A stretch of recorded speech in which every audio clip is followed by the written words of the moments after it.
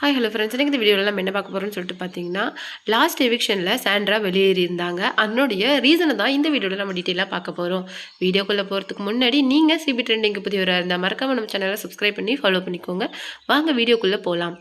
Big பாஸில் Sandra வெளியேறினாங்க. அவங்க ஏன் வெளியேறிட்டாங்க அப்படின்னு சொல்லிட்டு பார்த்தீங்கன்னா, பிரிஜின் அதுக்கு முன்னாடி வாரம் வெளியேறியிருந்தாங்க. அவங்க வெளியேறும் போது அப்போலேருந்தே சாண்ட்ரா ரொம்ப லாஸாக ஃபீல் பண்ணினாங்க. கிட்டத்தட்ட அவங்க வந்து எதுலேயுமே ஒரு இன்ட்ரெஸ்ட் இல்லாத மாதிரி தான் அவங்க விளையாடிட்டு இருந்தாங்க. அது முன்னாடி வரைக்குமே பிரஜின் இருக்கிற வரைக்குமே திவ்யாவுக்கு ரொம்ப சப்போர்ட்டிவாகவும் க்ளோஸாக ஃப்ரெண்ட்ஷிப்பாக இருந்த சாண்ட்ரா திடீர்னு பிரஜின் வெளியேறின அப்புறமேலு பார்வதி பக்கம் அப்படியே ஜம்ப் ஆயிட்டாங்க. பார்வதிக்குள்ளே க்ளோஸாக இருக்கிறது, எங்கே போனாலும் பார்வதி கூட போகிறது அப்படின்னு சொல்லிட்டு அவங்க பார்வதி கூட மூவ் பண்ணிட்டு இருக்கும்போது அது வந்து கண்டஸ்டன்ஸுக்கு ரொம்ப வெறுப்பாக போயிடுச்சு. அவங்க வந்து அப்படியே ஒரு கேம் சேஞ்சராக இருக்காங்க, டபுள் கேம் ஆடுறாங்க, இங்கே இருக்கிறது அங்கே சொல்கிறாங்க, அங்கே இருக்கிறது இங்கே சொல்கிறாங்க அப்படிங்கிற மாதிரி சாண்ட்ரா வந்து போயிட்டாங்க.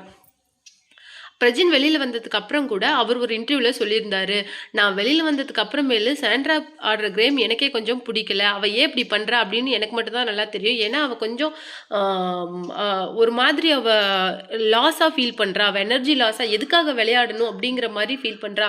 நான் இல்லாததுனால அவளுக்கு ஒரு சப்போர்ட் இல்லாத மாதிரி அவளுக்கு ஃபீல் பண்ணுறா. ஸோ அதனால தான் அவள் ஷார்ட் டெம்பர் ஆகிறதுக்கு ரீசன் கூட அதுவாக இருக்கலாம். அதுக்கு முன்னாடி பிரஜின் வெளியேறதுக்கு அப்புறமேலு சாண்ட்ராக்கும் கனிக்கும் ஒரு சின்ன கிளாஷ் வந்தது. அது அப்படியே சரியானாலும் விஜய் சேதுபதி வெளியேறும் போது சாண்ட்ரா கிட்ட என்ன கேட்டாரு அப்படின்னு சொல்லிட்டு பார்த்தீங்கன்னா, நீங்கள் ஏன் பிரஜின் வெளியேறினதுக்கு அப்புறம் கேமில் ஒரு இன்ட்ரெஸ்ட் இல்லாத மாதிரி உள்ளே இருந்தீங்க அப்படின்னு சொல்லிட்டு கேட்டார். அதுக்கு வந்து சாண்ட்ரா வந்து எதுவும் சொல்லாமல் சிரித்து அப்படியே இது பண்ணிட்டாங்க. பட் அது உண்மையான ரீசன் என்னென்னா, அவங்க வந்து பிரஜின் வெளியேறினதுக்கு அப்புறம் கூட சாண்ட்ரா வந்து திவ்யா கிட்ட ரொம்ப மூஞ்ச காட்ட ஆரம்பிச்சிட்டாங்க. ஒரு சின்ன சின்ன விஷயத்துக்கு கூட ரொம்ப டென்ஸ்டாக ஆரம்பிச்சுட்டாங்க. இந்த துணியை அங்கே எடுத்து வை, அந்த துணி இங்கே எடுத்து வை, அந்த சின்ன விஷயத்தில் கூட ரொம்ப சண்டை போட ஆரம்பிச்சுட்டாங்க. அதுக்கு கோ கண்டஸ்டன்ட் பேசணும் போது கூட உங்களுக்கு என்ன தெரியும், ஒரு பொண்ணை பற்றி உங்களுக்கு என்ன தெரியும், ஒரு கோ கண்டஸ்டன்ட் நீங்கள் எப்படி இப்படி பேசலாம் அப்படின்னு சொல்லிட்டு அந்த ஒரு சின்ன விஷயத்துக்கு ரொம்ப ஹைப்பர் ஆகிட்டாங்க.